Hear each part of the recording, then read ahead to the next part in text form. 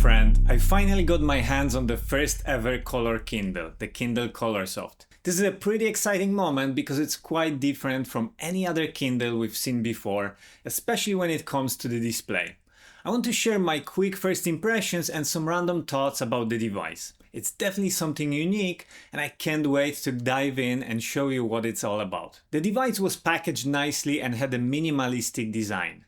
Normally, you can have your device already linked to your Amazon account, but I chose not to, so I could test the initial setup and see if anything has changed compared to the other models. Thankfully, the experience was very smooth. These days, I link the device using the Kindle app, which makes the process super quick. The build quality is great, exactly what you'd expect from Kindle. You can easily spot the auto-adjustable light sensor at the top right in the middle.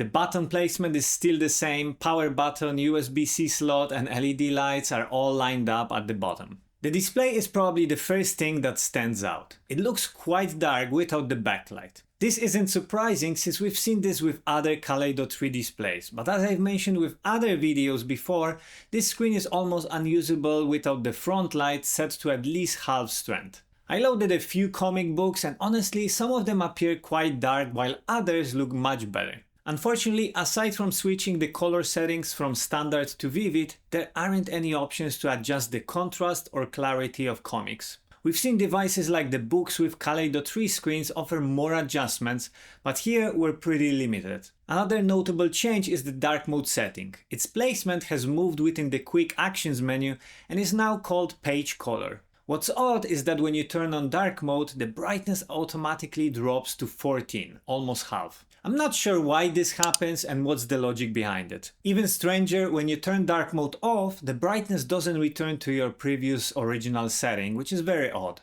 Overall, the device felt snappy when navigating menus, settings, and even within books, so no complaints here. So with this quick first impressions, what are your thoughts on the first color Kindle? Anything specific you'd like me to test or check?